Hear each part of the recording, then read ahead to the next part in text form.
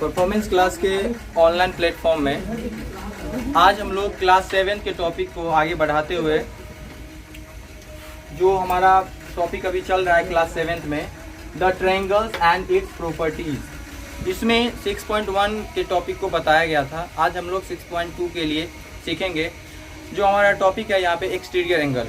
तो आज हम लोग सीखेंगे कि ये एक्सटीरियर एंगल होता क्या है, इसको कैसे जस्टिफाई कर सकते हैं और इसका वैल्यू कैसे फाइंड कर सकते हैं, या एक्सटीरियर एंगल अगर गिवन होगा तो उसके बेसिस पे इंटीरियर एंगल को कैसे फाइंड कर सकते हैं। तो सबसे पहले आप जैसे देखते हैं एक्सटीरियर एंगल के बारे में कहा गया है, an exterior angle of a triangle is equal to the sum of its interior opposite angles. ठीक है, क्या कह रहा है, इट्स इंटीरियर अपोजिट एंगल्स। तो अगर हम पहले एक ट्रायंगल यहाँ पे फॉर्म कर लेते हैं,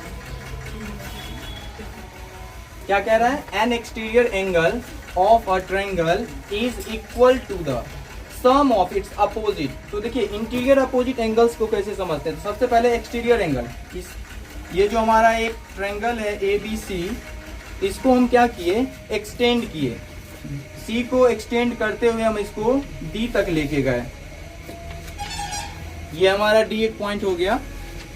तो हमसे यहाँ पे पूछा जा रहा है कि ये जो एक्सटीरियर एंगल हो गया आपका ACD, ठीक है, तो इंटीरियर अपोजिट एंगल, तो ये जो एंगल है आपका इसके अपोजिट में नहीं आता है। अपोजिट के लिए ये दोनों एंगल को यहाँ पे लेना होता है।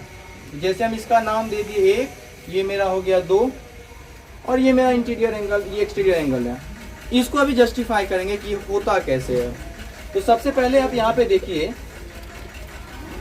कि हम एक कंस्ट्रक्शन करते हैं, और कंस्ट्रक्शन हम ये करते हैं कि C से हम एक लाइन लेते हैं, कंस्ट्रक्ट करते हैं पैरेलल, यानी इसका M नाम दे दिए, जो कि पैरेलल है AB के। यानी कंस्ट्रक्ट हम ऐसा किए, कंस्ट्रक्ट हम ये किए कि ये जो AB है वो पैरेलल है CM के। तो पैरेलल लाइन के प्रॉपर्टीज पे जब आप आइएगा तो ये जो लाइन है आपका और ये जो है, ये दोनों पैरेलल है और आपके ये ट्रांसवर्सल के काम में आ रहा है। इसको 2 भाग में बांटा तो हम इसका नाम 3 और 4 दे दिए।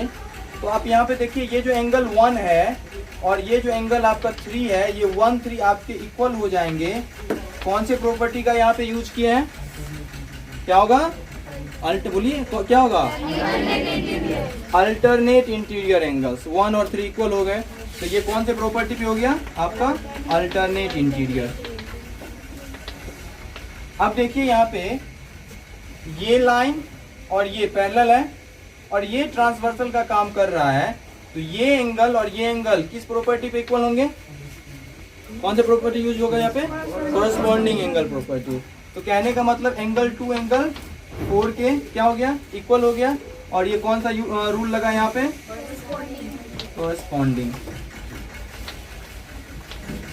तो देखिए अब क्या होता है, हमने इसको इक्वेशन फर्स्ट माना, ये मेरा इक्वेशन फर्स्ट हो गया, और हमने इसको इक्वेशन सेकेंड माना।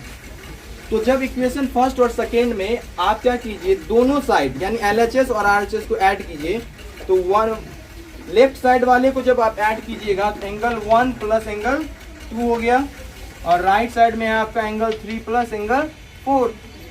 तो एंगल 1 जो है और एंगल 2 जो है और एंगल 3 प्लस 4 मिलके क्या बनाया, ACD। क्या बनाया, AC और D। तो ये ACD जो है एक्सटीरियर एंगल हो गया और एंगल 1 एंगल 2 जो है वो इंटीरियर एंगल है। तो इसीलिए यहाँ पे ये रूल होता है, एक्सटीरियर एंगल प्रॉपर्टी में ये रूल होता है कि किसी भी ट्रायंगल का जो एक्सटीरियर एंगल होता है वो उस ट्रायंगल के इंटीरियर अपोजिट एंगल के सम के इक्वल होता है। यानी अभी जो आप 6.2 बनाएंगे तो उसमें इसी से रिलेटेड सारा क्वेश्चन है। इसको अब यहाँ पे ये तो हो गया, यहाँ पे हमने समझा कि एक्सटीरियर एंगल कैसे हुआ।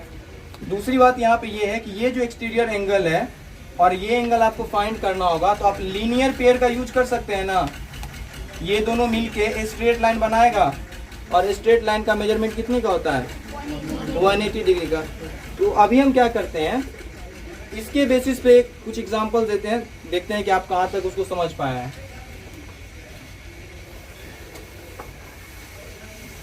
जैसे यहाँ आप एक क्वेश्चन आपके लिए है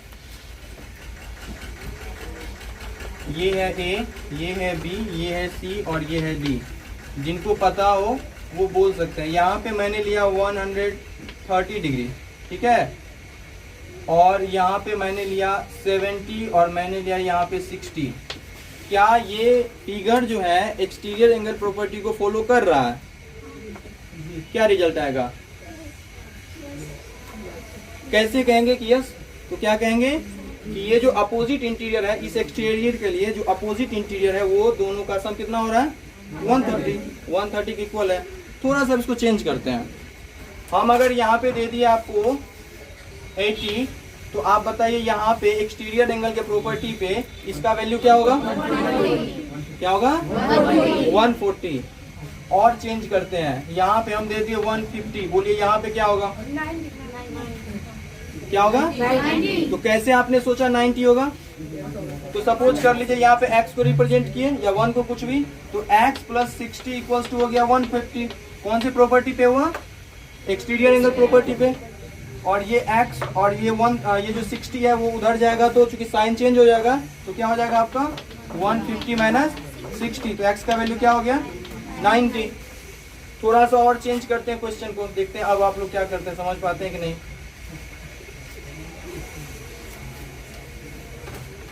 यहाँ है 40, ठीक है, यहाँ क्या है? 40, और यहाँ x है, और यहाँ है आपका 130। आपको बताना है 90। x का वैल्यू क्या होगा? 90। कौन सा प्रॉपर्टी यूज हुआ? सबसे पहले ये 40 है ना, तो ये क्या हो जाएगा? कौन से रूल पे? वर्टिकली अपोजिट पे, और फिर वापस से एक्सटीरियर एंगल प्रॉपर्टी आ गया। बात मेरी समझ में आ रही है? यानी मिक्स करके क्वेश्चन आपसे पूछा जा सकता है। तो ये था आपका क्लास 7 के लिए एक्सटीरियर एंगल प्रॉपर्टी। धन्यवाद।